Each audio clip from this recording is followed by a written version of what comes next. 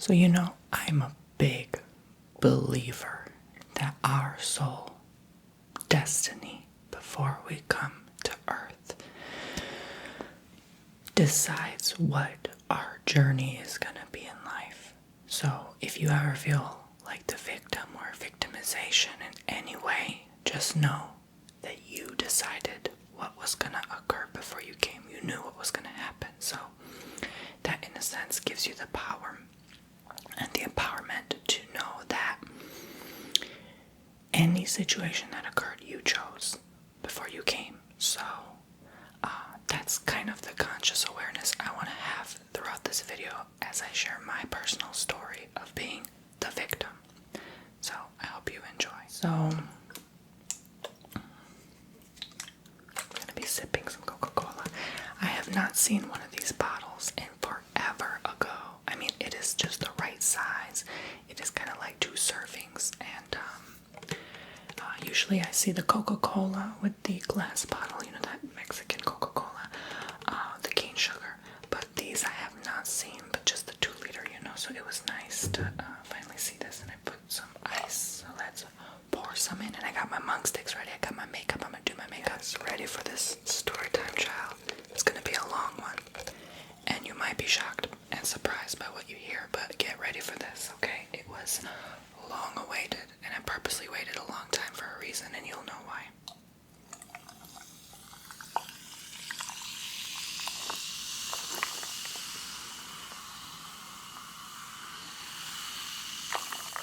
I'm about to spill all the tea.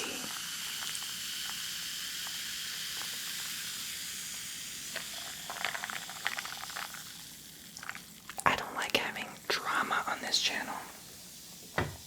This is not about that. I don't believe in drama. It's bad for business 99.9% of the time. But I opened this channel to share my story. So get ready for this. Because I've been suffering for months dealing with this, and I think it's finally ready to come out.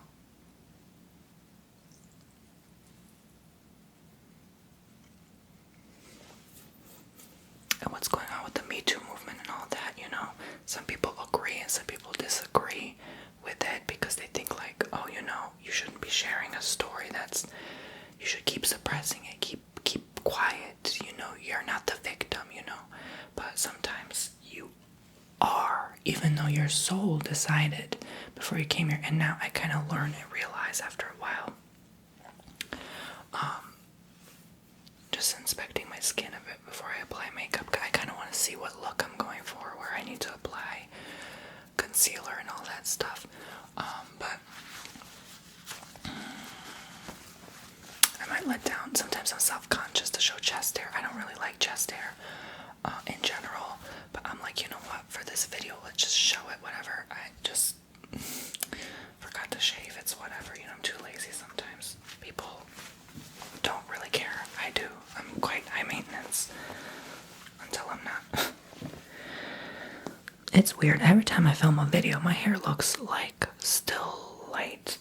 Medium dark brown, but in reality, it is like red. I don't know why it's not showing up as such on this lighting, but who knows? Anyway, under certain yellow fluorescent lighting, it shows like a redhead.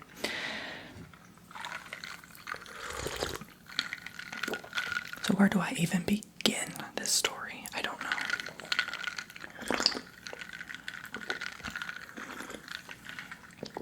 I told you ever since I started this hypno school, I've been going through the craziest events you could possibly think of, like good and bad, like the best and the worst at the same time. Like they were both a blessing and a curse. So I'm like, what just happened? Alright, so this happened. We're gonna say it in third person, at least to start off with, because I kind of still feel some sort of guilt for what happened. Even though I shouldn't, because my soul chose it. And their soul chose it, the person involved in this story time. And we both kind of have a conscious agreement. We did, like we have been soul partners. I'm convinced that this guy is still out for him. I won't lie. Meaning I still like him very much. And that's very rare. Actually, I can't say that's rare. Sorry, I got some spinach in my teeth. I just had a spinach feta pita pie. My mom is like the cook in the house. She has been making some good food. Oh my god, I'm glad she's responsible for cooking, because you know what? Let me tell you something. My food is so plain sometimes. I'm usually pretty boring. I'm like a plain Jane in general. Like if you think about the Kardashians, I'm Courtney. I'm the boring one, okay? It's like watching paint dry in some cases. So, minus the humor. At least that's what I think of myself. But anyway. Oh my god. There's still something.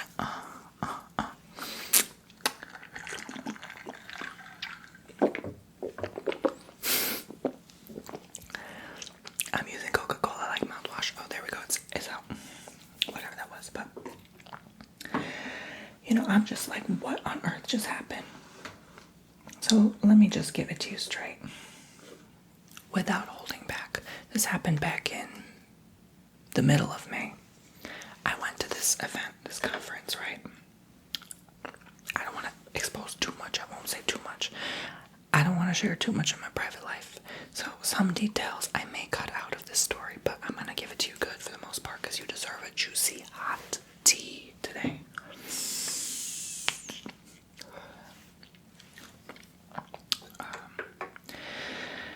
So, I normally don't socialize. I don't like people very much. That's just the truth, okay? It takes a lot for me to start liking you. I love my poopsies though.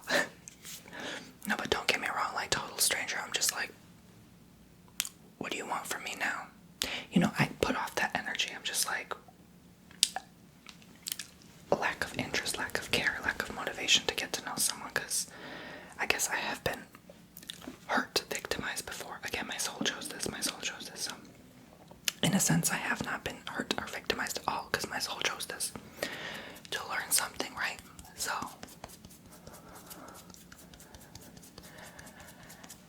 let's begin at the very beginning of how this started. Okay, so I wanted to go to this social marketing event, conference thing. Okay, I'm just gonna summarize it up, not to expose anything. I normally don't go out. I don't go drink. I don't go party. I don't go socialize unless I know you very well. Okay, so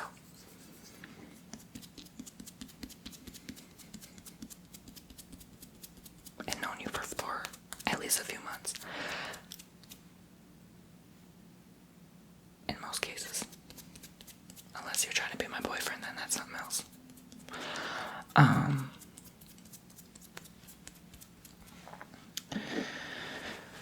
But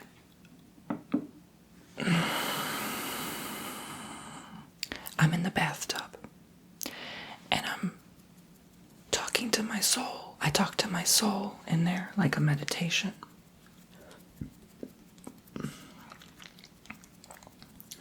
And I'm wondering if I should go to this event. It is literally a week from that day. And tickets are getting booked fast.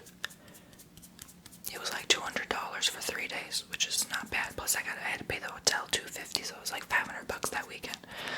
But it was so worth it, because you know, a lot of people, inspirational people were there. Tony Robbins' friend was there talking, and all sorts of people who have experience in a certain field, to summarize it up for you.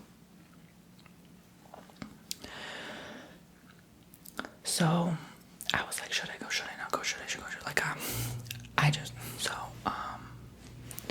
I was thinking, oh my god, I just almost nearly drained all my savings at that time, because I decided to invest them somewhere and do some things somewhere else and stuff.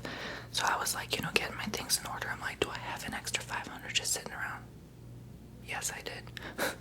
But I was like, like, I'm kind of stingy sometimes. I'll be like, I don't want to give this right now to this, but I was like, never mind, I just ended up going for it. And,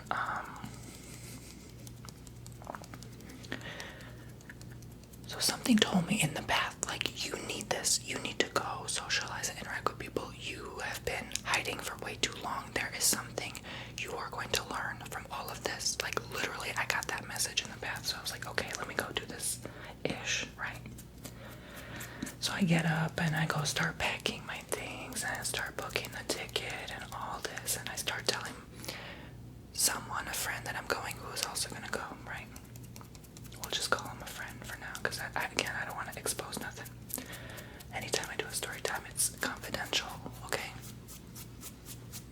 So we're gonna call this person who went to this event Lonely Bomboni, okay?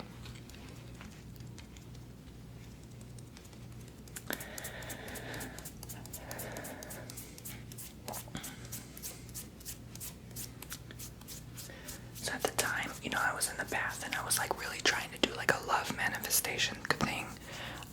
Sometimes when I'm in the bath, I'll do that. I'll light like a red candle, put rose petals, rose petal oil, and I'll just like try to manifest my man, right? I've been doing that constantly. And so it's kind of funny how things panned out looking at it like as a timeline. And I don't know if it's anxiety, but I will play back a story, especially a traumatic one, over and over again. And this story is not going to be scary at all. It's just, it was traumatic for me emotionally, but it's not scary. So it won't ruin your relaxation. It might actually make you smile and cry. I don't know. In a good way. Cry laughing. Laughing at my pain. No, I'm joking. But in all seriousness though. So I go to this event. It is like 2.5 hours away, right? I got the hotel, okay.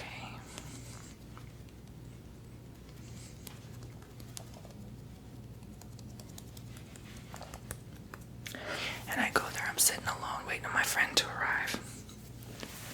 And there's already a crowd of people inside. And I'm walking to my chair. The first person I see and notice is this handsome looking guy. He's like in his 50s. So it's just gray hair and like it's so sexy. And you could tell he's like built. And I was like, ooh, like he looking nice. But when I'm shy, I got the resting bee face.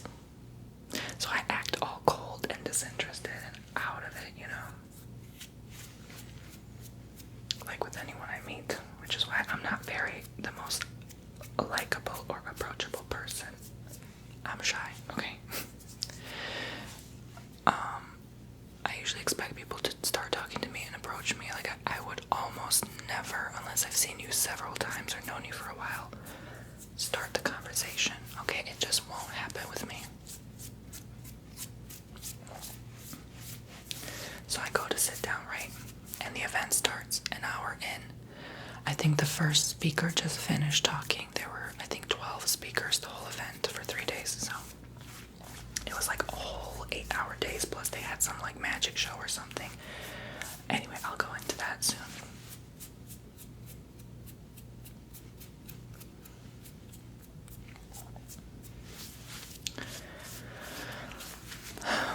So I'm enjoying myself. Kind of bored. My friend is still not there. He couldn't come until halfway through the first day. He was doing his own thing, right? This guy comes up to me an hour in, not even our first break yet.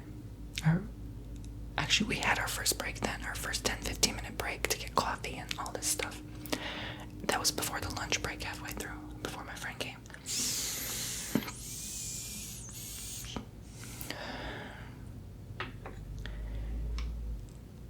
Hi, I just wanted to come up to you and say you're very beautiful, and I just felt like an attraction to you and something pulled me in to talk to you. My name is so-and-so.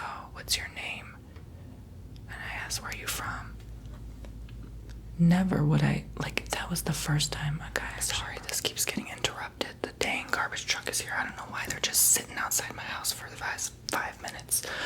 They better not have found something like grass in there again, because last time my brother piled on the grass and they discovered it and dumped it out and left a note. So hopefully nothing like that's gonna happen again. The waste management can be pretty petty, but I mean, they have to do their job, so you know, whatever. Anyways, so like I was saying, this mofo comes up to me and says, "You're beautiful. Oh my God, I just felt so drawn to you." And that's all it takes. When a guy tells you that, of course you're gonna drop to your knees, especially if it's the first time. You're gonna say, "Where's the ring?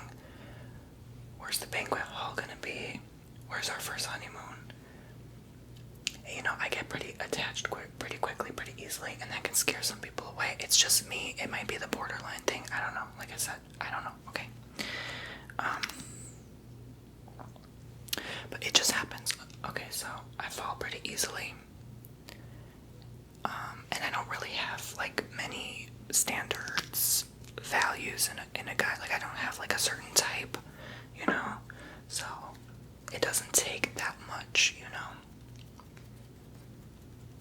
I'm not saying I'm easy, but, and I'm not, because I really haven't had that much intimacies over the years. It's far and few between. Again, part of it is the cold, distant kind of attitude or vibe I may be putting out there, even though I don't intend to come across that way. Again, soul decision to incarnate here that way. So I'm beginning to understand more, to communicate with the higher self and acknowledge this, but that's all it took. I'm shy. There's people all around me listening. And this guy is loud. He's a fire sign. He's loud, okay? I'm just a Leo. I'm just like... My shy Virgo behind is sitting there half dead, praying no one is hearing a 50-something-year-old talking to a 20-something-year-old. Talking about how beautiful you are. I want to get to know you, all this stuff. And I haven't even met the guy. I don't know who he is. He could be a psychotic serial killer. I could go to his house and never come back again.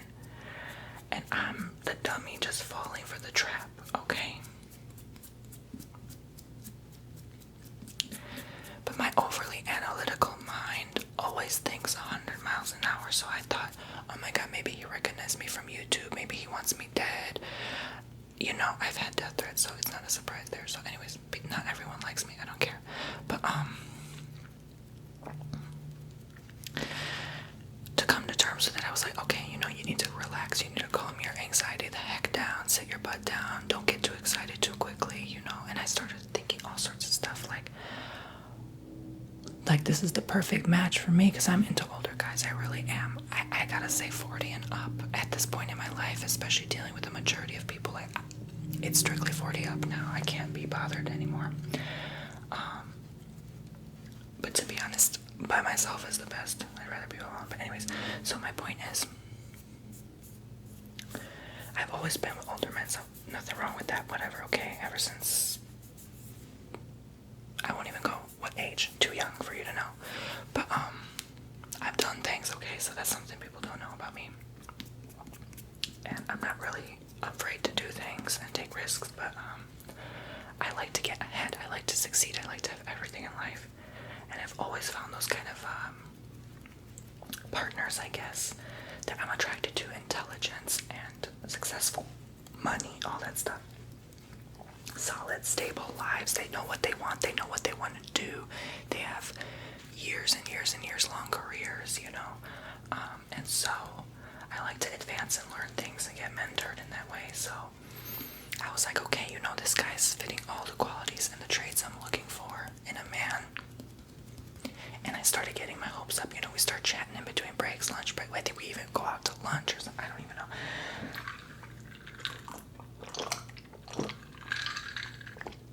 He starts hugging me, kissing me in front of everyone on my forehead and whatever. I'm just like, wow, this escalated quickly.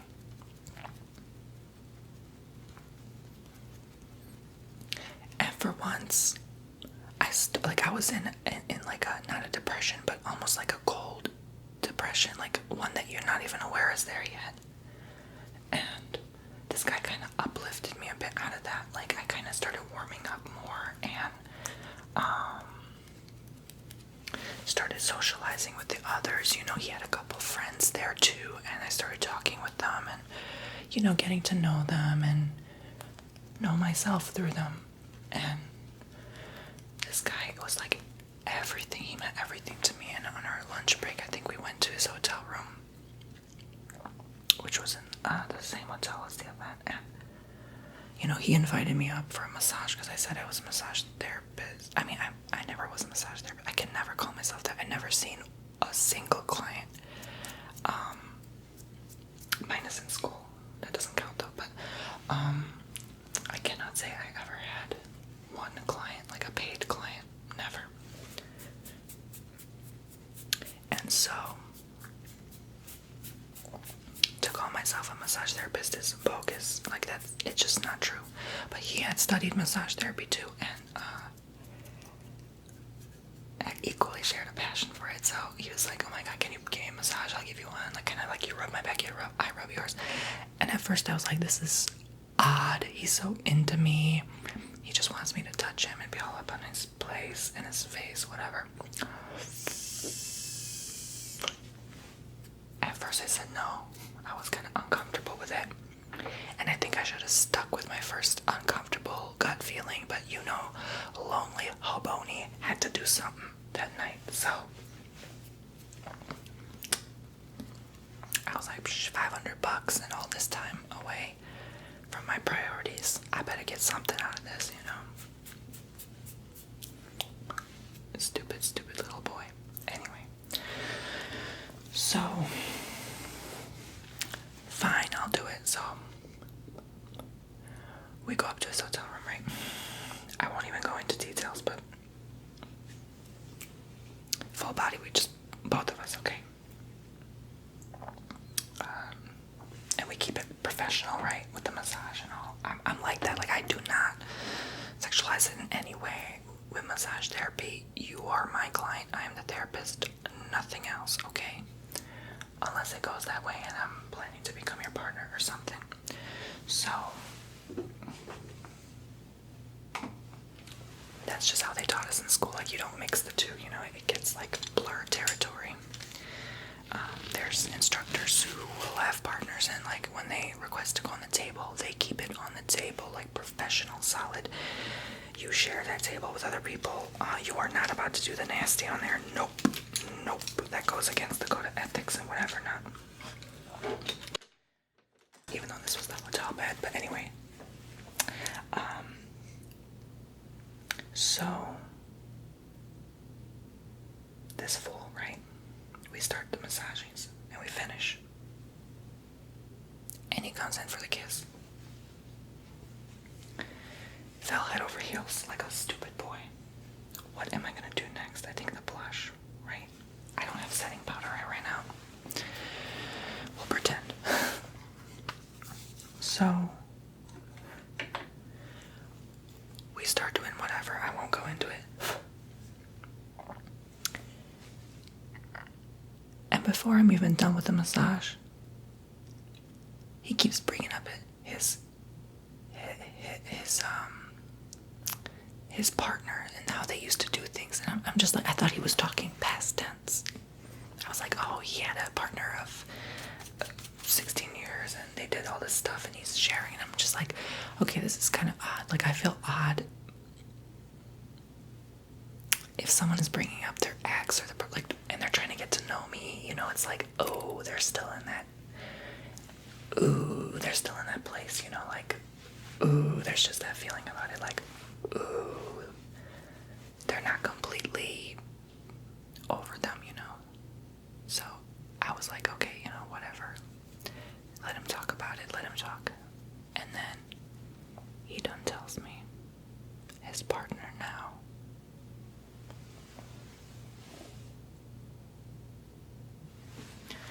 I almost had a heart attack.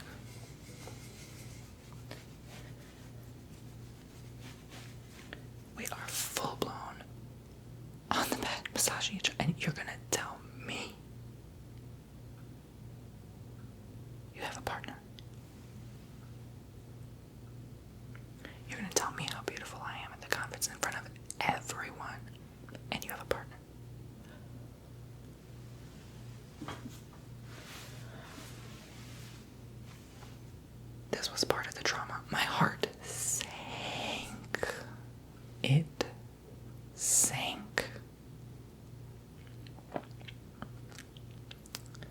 I stopped the massage. I froze. I looked him dead in the eye and I said, "What?"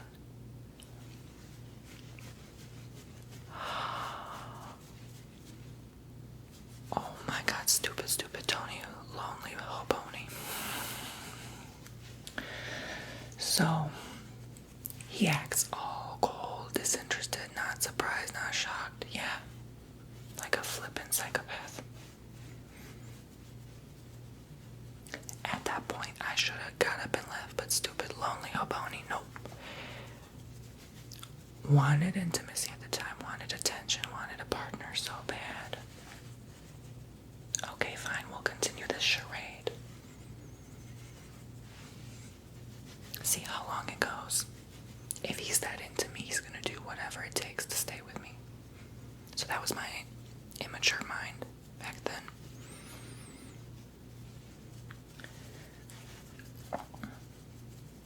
And you know, I started asking 1.5 million questions like I do when I'm a paranoid mess and I'm jealous and I'm pissed, and I said, honestly, I'm envious. I thought we had something, and now you're telling me you're with someone, and how is that gonna work? Are we gonna be 3 people in one relationship? Like, how is that gonna work? So he done tell me that they were flexible and open relationship. I was like, okay. I said, look, I'm gonna be honest with you. I'm only into one person at a time. I'm not into this whole thing about sharing partner, you know. I don't care how rich they are, I don't care how attractive they are, I don't care how, like, I don't care. Like, I just don't do the 3 partner thing. But then I said, but you opened my mind a bit. It got me curious. And he invited me to his house, you know, it's like a surprise, you know. I would not, girl, I know people for months in Florida now. I would not ever invite them to my house. I would not give my address away. You gotta know me at least probably a year before I even bring you in. Because how do I not know you're not some crazy gonna come to my door and harass me or something? You know, it can happen. So, obviously the cautionary tale, trustworthy thing is very,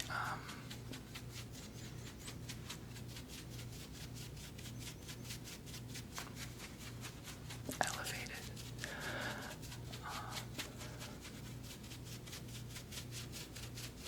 But I fell for it like a dummy. But I'm also not the innocent angel here in this tale either, so let me get into that as to why.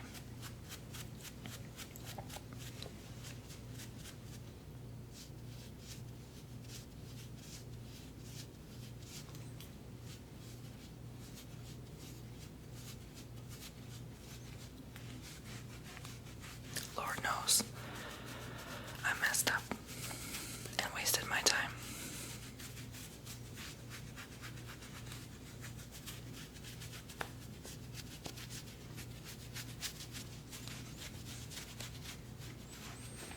So we're going out to lunch. He's very tactile, he's all touchy. He touches me, he touches everyone he meets. So I consider it initiating flirting, but I was poorly mistaken. He's like that with his mother, probably. He does that with literally everyone else. I mean, it's just what he does. He kept, like, even when he first approached me, he like put his hand on my lap. I was like for any normal person, the boundary was too far already there. And I think that is a loneliness thing. That is a thing where you're lacking something. There's some void in you, and you feel the need to really reach out, or it's like a manipulation tactic for sociopaths, narcissists, psychopaths, which I attract them in my life frequently because I have been emitting this victim energy, and they're drawn to innocence, victims. Oh my God, I'm like a fly trap for them. So I've attracted in my day a lot of crazy folk. I know that's not a nice word, but these people were just that. There's no other better way to describe what they did.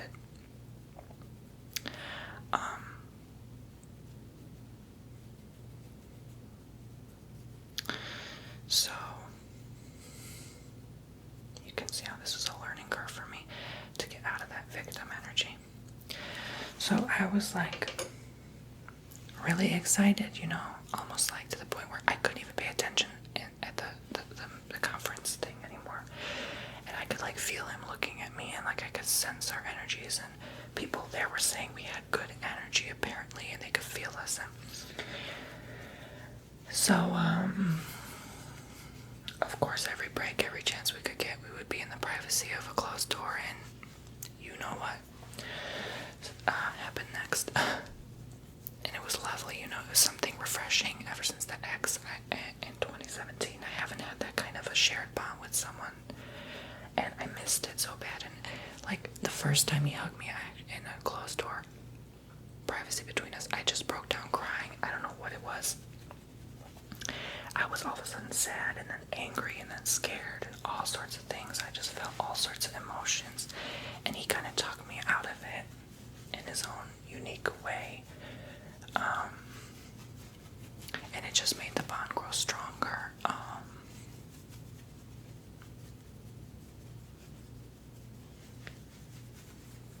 To be honest, I don't even know where we are to this day, because I don't know, like we still would text, but like rarely, but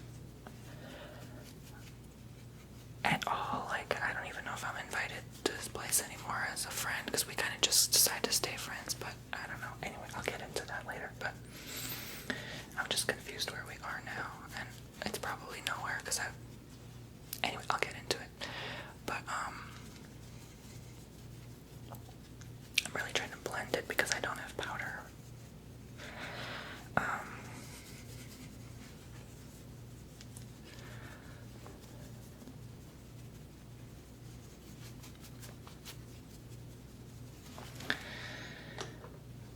But this guy is analyzing everything. He is a psychologist, so he will analyze like everything about what you say. And you will be wrong. He's right, always. So that was frightening. And I just went along with it because I liked him. I was like, whatever you say, you know, that stupid little boy.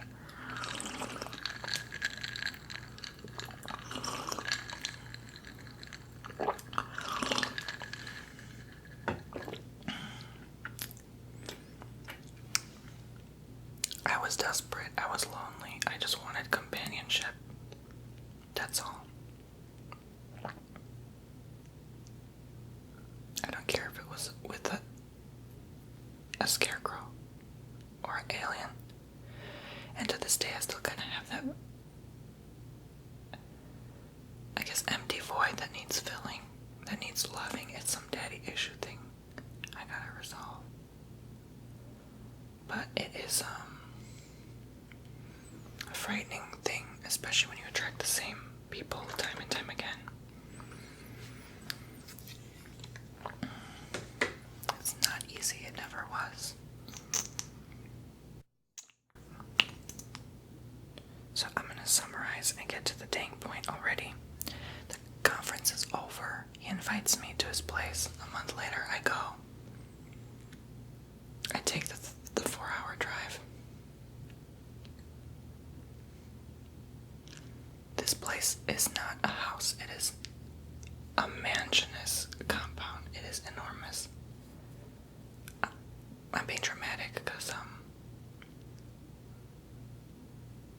I've lived in a house the same size before, but I mean it was, oh my god, it looked bigger, at least. Holy cow, this place that you could get lost in. So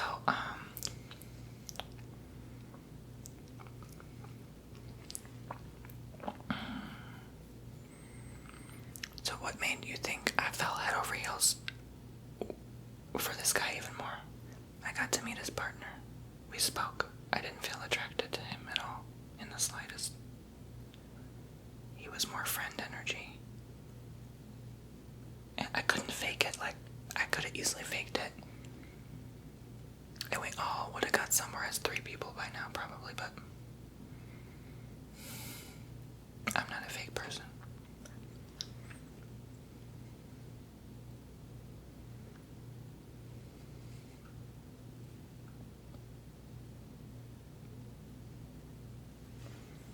So let me tell you.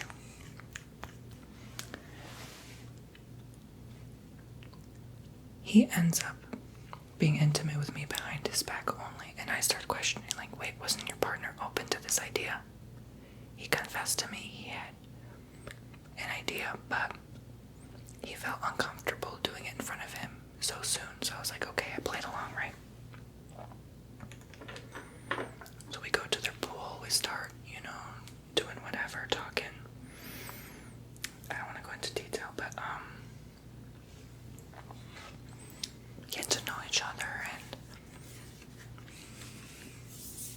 I'm just comfortable. We're all like, I told you, I'm always like, when I'm alone, I'm naked. Like, I'll be like that. So we were all like that with each other. And,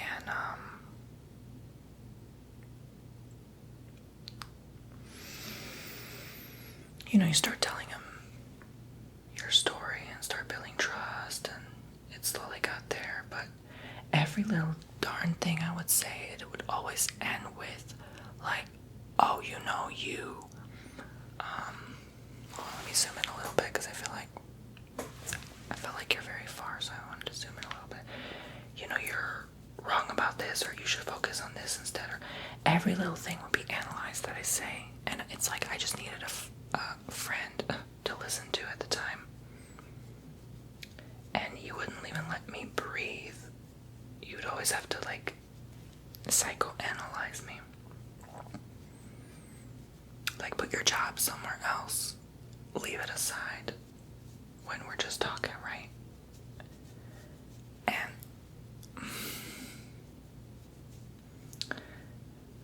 I struggled opening up to him because of that. Like, I just felt like everything I would say would be attacked back with something, like, almost gaslighted. So I knew something was wrong there. But again, dummy, lonely Bomboni decided to keep it going because, well, that loneliness, boredom, I had no one else much in my life really at the time. And,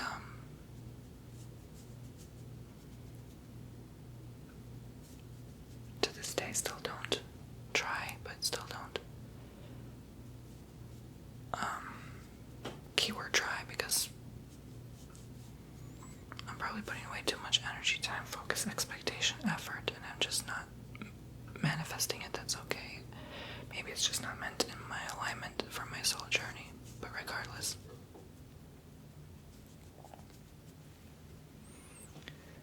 We're doing hours and hours of talking every morning. I'm there. I was there like 4 days every morning, longer than the conference. Every morning we would talk and talk and talk. Oh my God, we would talk about literally everything. And I don't know, like, as the days passed, he progressively got, like, worse. More analytical, more disinterested, less talkative. And I was like, okay, something is wrong. And I say, okay, does your partner know about us? And he said no. Even though we had all went to the sauna together. And, well, yeah, you know what. But, so I decided to tell him the day before I left what has been going on, what happened at the hotel when I met him. So I tell his partner, and he is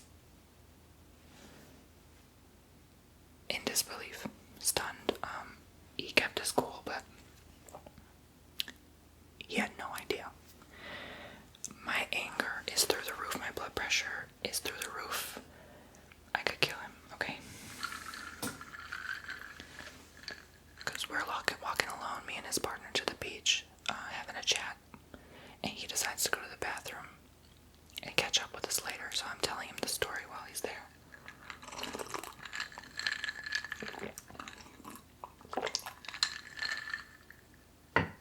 Because the day before, he had caught us doing something together. And he had no idea, so he was pretty pissed about that. And had no idea. He thought I was just a friend coming over or something. So I tell him everything. He wants me to tell him everything.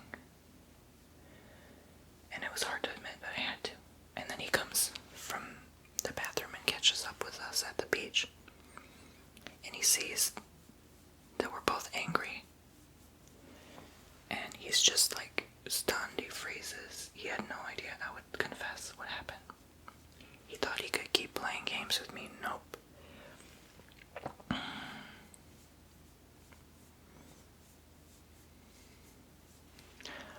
They're crying.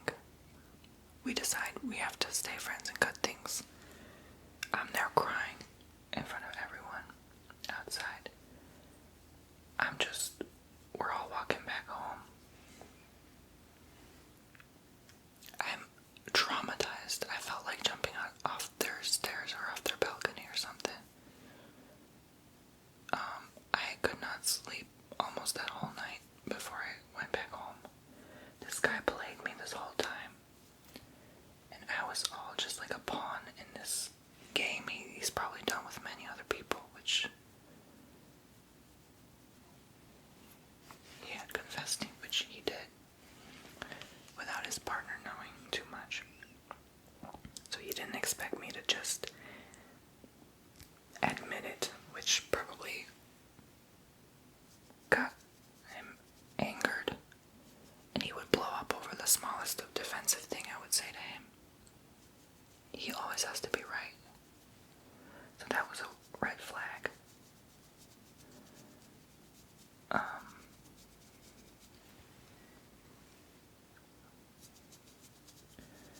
Not to diagnose, but of the psychosocio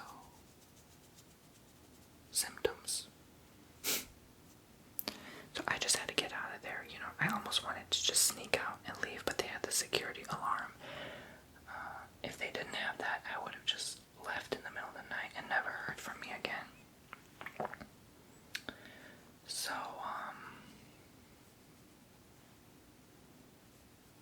I go back home. I'm devastated. I'm in a depression for 2-3 months. Not wanting to get out of bed. Crying all the time. In disbelief of what happened. And we're texting back and forth, still hoping something's gonna happen, but then he just makes it worse. Everything I say, he just makes it worse. So I end up blocking him for a couple months, and then I end up telling him, I'm sorry I blocked you, and I'm always the one apologizing. He never once apologized. He never once said, I'm sorry, I'm in the wrong. Just once he admitted, but that was probably because his partner told him to. Just once, and that's it. Never brought it up again, never. And it wasn't admitting his mistake, it was admitting he was immature, that's it. And it was much more than just that. Never admitting how much he hurt my feelings, never admitting how much, again, even though I knew what I was getting into, how could I imagine that I would have a life with someone who was with someone with 16 years? Like that, of course, that's never gonna work out, you know. So again, that's part of my own immaturity of that journey, like my soul kind of conscious decision, feeling drawn to him so powerfully as a soulmate to learn something out of the situation. And there was something karmic there. I know it for sure between us. There was something magically karmic, and I think I paid off that debt, and it's over officially. But that was just a crazy story. Like, that was pretty much summarized. And I think to make me feel bad, the day before I left, they had ordered like a bunch of food like crazy just to show how rich they were. Again, whoosh. And they kept like sarcastically laughing at everything I would say, like not listening to me, being annoying, obnoxious, loud. Maybe they were just being themselves, I didn't know, but that's just a lesson learned. You don't know someone until like you give it some time. They will expose themselves. And the last thing he had said to me before I ever saw him again, gave me a big kiss on the lips, even after he strictly was not allowed to from his partner, and he told me, I don't like you. You're not a very nice person. What kind of psychopath does that? So I was, yes, lit the F up. And fire signs have a way of doing that to you. They will light you up. Okay, they will ignite all of your forests. They just have a petty way of doing it out of pure and utter ego and spite. I mean, that's just my experience with them. I'm not saying all of them, obviously, but so this was a learning curve for me. So I was like, okay, I fell for the power. Let's be real. I fell for for what they had, their life experience, and I realized it was not the path anymore. It was not the way. It reminded me of my old sugar daddies and stuff that I no longer do for years now. And I was like, I then learned, like, this is not the life for me. This is not it, honey boo boo, okay? Lonely Bomboni doesn't have to exist anymore. You can be fulfilled, happy owning, okay?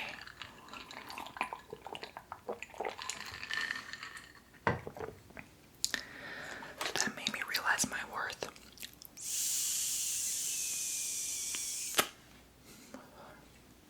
They made me realize my value, self-respect, value myself, and know my worth and who I am. By the way, I also ran out of flippin' mascara, but an eyeliner. Oh my god, I really need to restock that, but that's my makeup look.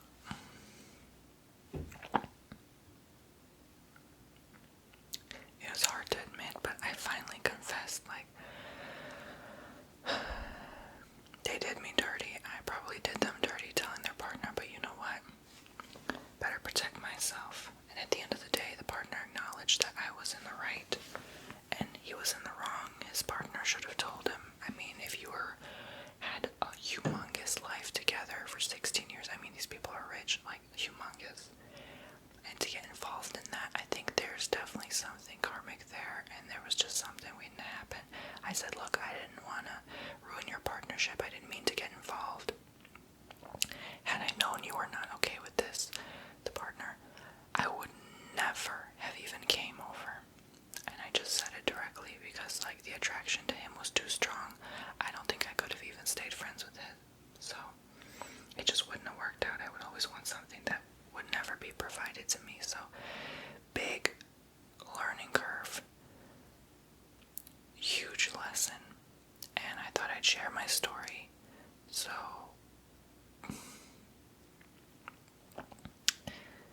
maybe you can pick up on something from this and learn something yourself, like see some of the mistakes I made, or something similar happened to you and you felt like a fool and you thought you could get away with it, and it has helped me grow so much this year. And at the end, I ended up thanking him as the final text message for everything he taught me along the way, and to be more, I guess, follow my gut with people and not be so gullible, because there was a way, the puppet strings, like, I was just sucked in and I didn't even know it. So I felt like the Fool tarot card.